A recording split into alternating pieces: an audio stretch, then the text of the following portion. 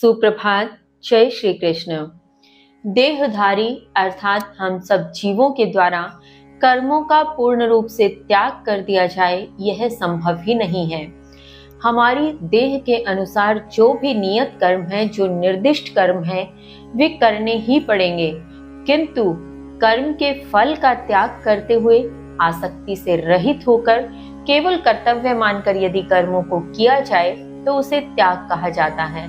और इसी प्रकार से श्री कृष्ण कहते हैं कि इस प्रकार का जो त्यागी होता है, सन्यासी होता है, उसके लिए कर्म के फल का बंधन रह ही नहीं जाता, जबकि त्याग न करने वाले जीव के लिए इस देह की मृत्यु के उपरांत, इस देह का अंत होने के उपरांत अच्छा, बुरा अथवा मिश्रित परिणाम होता ही है और उसे वह फल भुगतना पड़ता है पुनः जन्म लेकर।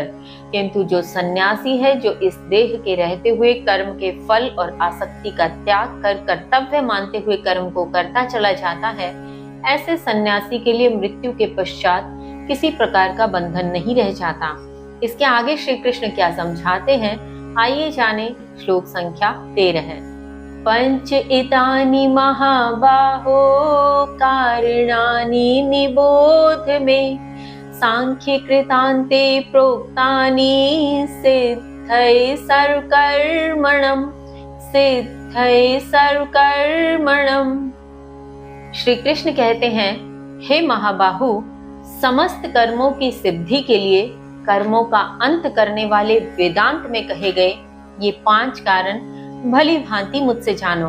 भावार्थ, यहाँ श्री कृष्ण अर्जुन से कहते हैं कि सभी कर्मों की सिद्धि के लिए जो भी कर्म जीव के माध्यम से किए जा रहे हैं, उन कर्मों की सिद्धि के लिए, उस अंतिम लक्ष्य तक पहुंचने के लिए कर्मों का अंत करने वाले जो वेदांत कहे गए हैं, जिनके माध्यम से, जिनका ज्ञान प्राप्त कर, जिन पर अमल करते हुए हम कर्मों का अंत कर सकते हैं, उनके फलों का अंत कर सकते हैं, तो इस प्रकार के वेदांत में 5 प्रकार के कारण कहे गए हैं, जिन कारणों से ये सभी कर्म नियत होते हैं, ये सभी कर्म तय होते हैं।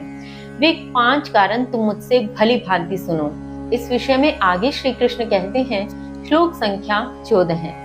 अधिष्ठानं तथा कर्ता करणं च पृथक् विधम्, विविधाश्च पृथक् चेष्टा, दैवं चैवात्र पंचमम्, दैवं चैवात्र पंचमम्। श्री कृष्ण कहते हैं, अधिष्ठान अर्थात शरीर, कर्ता अर्थात करने वाला, पृथक प्रकार के करण अर्थात उपकरण, यंत्र, इंद्रियां इत्यादि, पृथक प्रकार की चेष्टाएं, और 5वां दैव अर्थात भाग्य ही यहाँ है। भावार्थ, यहाँ श्री कृष्ण 5 कारण बता रहे हैं जिनके माध्यम से कर्म नियत होते हैं अथवा कर्म किए जाते हैं, जिसमें पहला है अधिष्ठान अर्थात शरीर, जो कि सहायक कारण है कर्म को किए जाने का। दूसरा है कर्ता अर्थात करने वाला। करने वाला कौन? वह आत्म तत्व जो इस शरीर की सहायता से कार्यों को करता है, तो वह करने वाला जीव, वह करने वाला आत्म तत्व, वह कर्ता का भाव। उसके साथ है पृथक पृथक प्रकार के करण अर्थात उपकरण, यंत्र, कहने का तात्पर्य इंद्रियां इत्यादि, जो कार्य को करने के लिए प्रेरित करती हैं। उसके साथ है पृथक प्रकार की चेष्टाएं कि उस कर्म को करने के लिए क्या प्रयास किए जा रहे हैं, प्रयास भी जरूरी है।